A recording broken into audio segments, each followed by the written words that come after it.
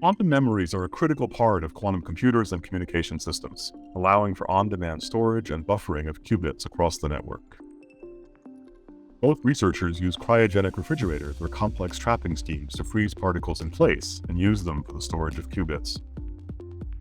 Qunnect, on the other hand, is building high-performance quantum memories that work at room temperature, and so can be deployed and used anywhere on the planet.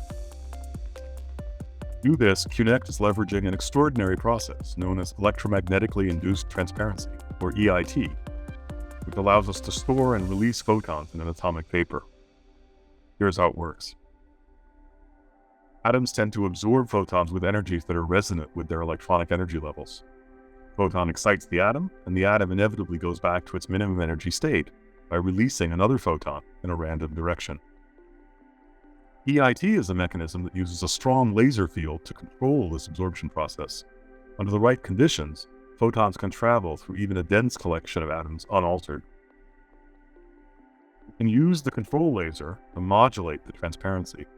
If we quickly switch the control laser off while the photon is in the atomic gas, the photon is stored until we turn the control laser back on. The great thing about EIT is that the atoms work together, collectively, to preserve all the quantum information of the photon while it is being stored inside the medium.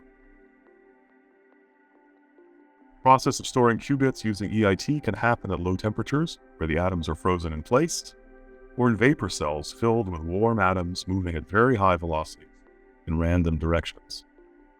Crucial quantity is the coherence time, or the length of time the atoms can maintain the information necessary to rebuild the photon. Coherence time can be significantly improved by using a noble gas as a buffer, limiting the diffusion of the atoms that carry the information. Another challenge is noise.